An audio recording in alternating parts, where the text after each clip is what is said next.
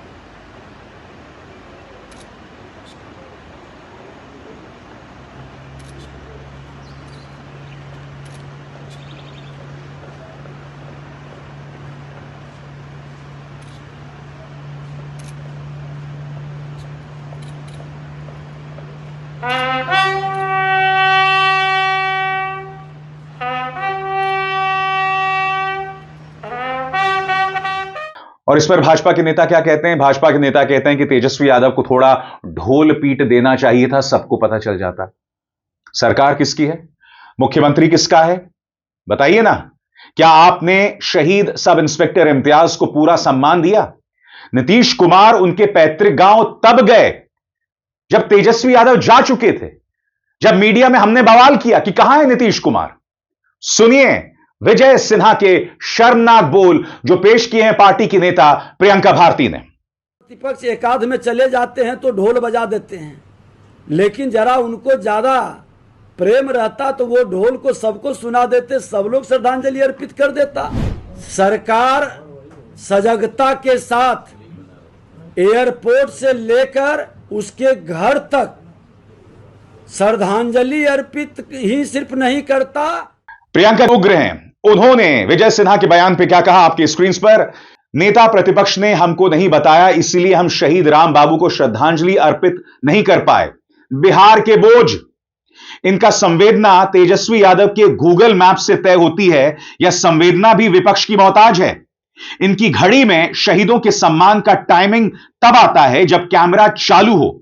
शहीद राम बाबू के लिए उसके शब्द इस्तेमाल करते हैं ये व्यक्ति।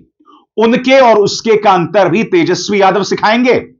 कुछ सीखना है तो यह सीखिए कि उप मुख्यमंत्री रह चुके बिहार का भला कैसे किया जाता है।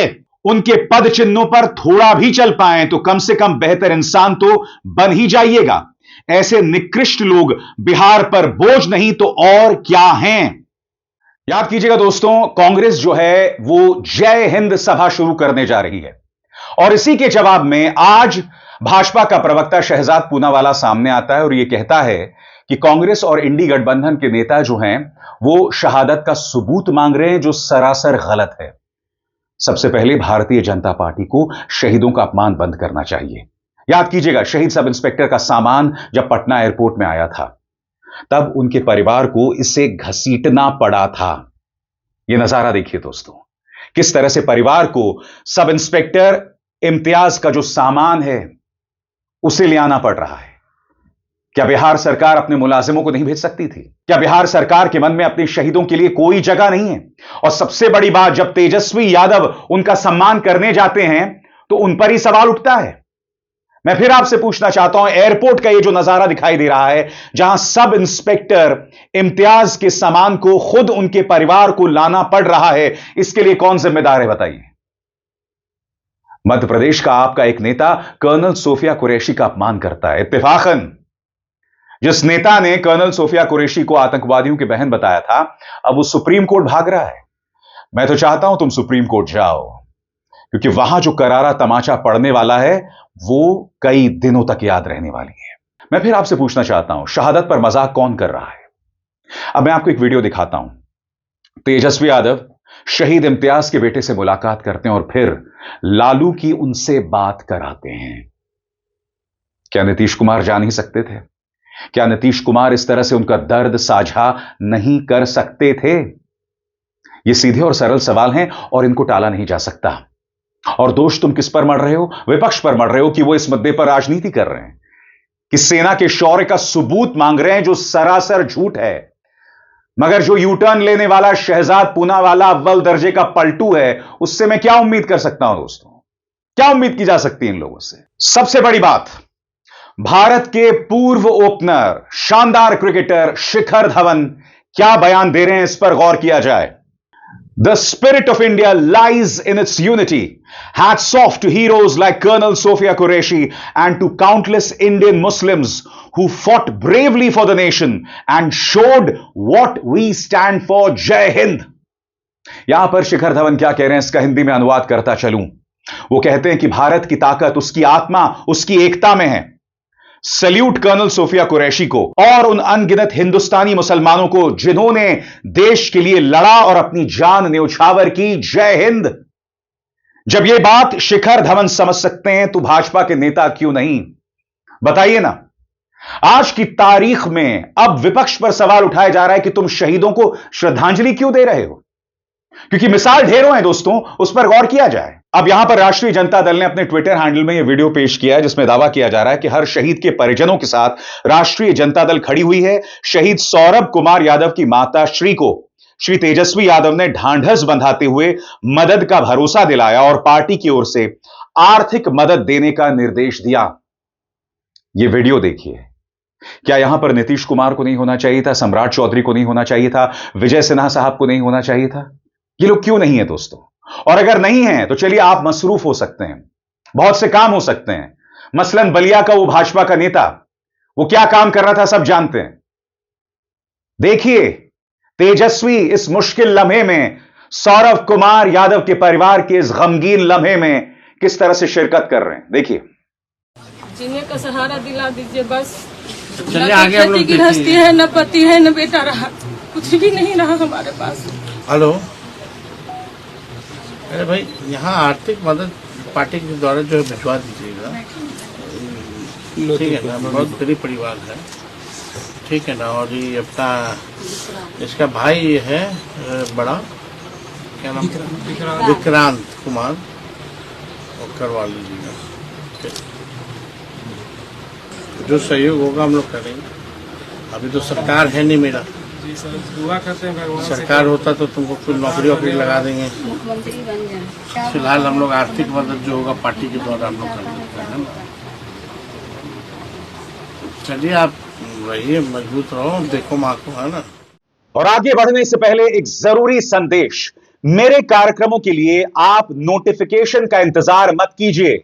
मेरे चैनल में जाइए और खुद जाकर कार्यक्रम देखिए और रहिए अपडेटेड। और हां, ज्वाइन कीजिए मेरा चैनल। देखिए यह जरूरी संदेश। स्वतंत्र और आजाद पत्रकारिता का समर्थन कीजिए, सच में मेरा साथी बनिए। बहुत आसान है दोस्तों, इस ज्वाइन बटन को दबाइए और आपके सामने आएंगे ये 3 विकल्प, इनमें से एक चुनिए और सच के इस सफर में मेरा साथी बनिए। इस वक्त तेजस्वी जिस तरह से बात रख रहे हैं ना दोस्तों, मानो वो बिहार के मुख्यमंत्री हैं। वो खुद जा रहे हैं, अपनी तरफ से पहल कर रहे हैं, उन लोगों से मुलाकात कर रहे हैं और उनका ताजा बयान, इसके एक एक शब्द पर गौर करना चाहिए। तेजस्वी कहते हैं कि हम तो पाकिस्तान में तिरंगा यात्रा चाहते हैं। एक तरफ भाजपा सेना के शौर्य का राजनीतिक लाभ उठाना चाहती है, तो दूसरी ओर भारतीय सेना की वीरता पर सदैव गर्व और विश्वास करने वाले तेजस्वी यादव जी हमेशा गौरवशाली भारतीय सेना से राजनीति को दूर रखने की परिपक्व बात कर रहे हैं। बात तो सही है ना? भारतीय सेना ने जो हासिल किया उस पर राजनीति कैसी? और आप राजनीति करो, जहर उगलने का हक आपको किसने दिया है? सुनिए तेजस्वी क्या कह रहे हैं। ऑपरेशन सिंदूर को लेकर तिरंगा यात्रा निकालने का बीजेपी ये कर रही है चुनावों को लेकर के, क्या इसको आप देख रहे हैं क्या बिहार चुनाव?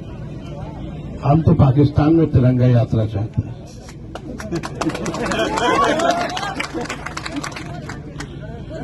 और भारतीय सेना पर हम लोगों को नाज है और भारतीय सेना को अगर मौका मिलेगा तो इस दुनिया से पाकिस्तान का नक्शा को खत्म कर देगा। और इस मुद्दे को लेकर के जड़ से आतंकवाद खत्म हो, पाकिस्तान को सबक सिखाना हो। हमारे दल ने, हमने पहले भी भारत सरकार को, प्रधानमंत्री जी को जो निर्णय ले उसके हम लोग साथ करें। कई मुद्दे उठे हैं दोस्तों इससे। महिला सम्मान का मुद्दा उठा है, सेना के सम्मान का मुद्दा उठा है, क्योंकि अगर भारतीय जनता पार्टी नेता विजय शाह जो हैं, कुंवर विजय शाह जो हैं, अगर वो ये कह सकते हैं कि कर्नल सोफिया कुरैशी आतंकवादियों की बहन है, तो आप अंदाजा लगा सकते हैं इस पार्टी के अंदर कितना जहर भरा हुआ है। यानी कि शहादत को भी ये हिंदू और मुसलमान में बांट सकते हैं। महिला सम्मान तो बहुत दूर की बात है। और सबसे बड़ी बात, आप जानते हैं क्या अखरता है? अखरता यह है कि जो बात विजय शाह ने कही, उन्हें अब तक बर्खास्त नहीं किया गया है। प्रधानमंत्री ने कोई टिप्पणी नहीं की, जेपी नड्डा ने कोई टिप्पणी नहीं की, अमित शाह, राजनाथ सिंह, किसी ने कुछ नहीं कहा, मोहन यादव खामोश हैं। और चाहे महिला अस्मिता हो, चाहे सेना का अपमान हो, इस मुद्दे पर कुछ नहीं कहा जा रहा है। इसीलिए कांग्रेस कह रही है कि महिलाओं का सम्मान करना भारतीय जनता पार्टी नहीं जानती। सुनिए क्या कह रही हैं सुप्रिया सुले। भारतीय जनता पार्टी मतलब बीजेपी के मन में औरतों के लिए जरा सी भी इज्जत नहीं है, भर भर कर तिरस्कार भरा हुआ है। ये औरत की इज्जत कर ही नहीं सकते, फिर वो औरत कोई भी हो, विपक्ष की नेता हो, वो नामी गिरामी खिलाड़ी हो, वो आर्मी की बहादुर सैनिक हो, या इनकी अपनी पार्टी की ही नेत्रियां क्यों ना हो, वो कोई भी हो, इनके लिए औरत दोयम दर्जे की नागरिक है। सोचिए वो कैसे गिद्ध होंगे जो शादी के 4 दिन में ही अपने पति को खो चुकी लड़की के बारे में गलत सलत बोलते हैं। हिमांशी नरवाल जो एक शहीद की पत्नी है, उसके बारे में गंदा लिखते हुए इनके हाथ नहीं कांपे। ये वही लोग हैं जो एक अच्छे खासे ऑफिसर की बेटी के पीछे सिर्फ इसलिए पड़ गए क्योंकि सरकार में प्रधानमंत्री और मंत्रियों ने बजाय खुद करने के उस ऑफिसर से सीज फायर का ऑफिशियल अनाउंसमेंट कराया था। और फिर इन्हीं दरिंदों ने इस देश की सबसे बहादुर, सबसे होनहार सैनिक बेटी तक को नहीं बख्शा।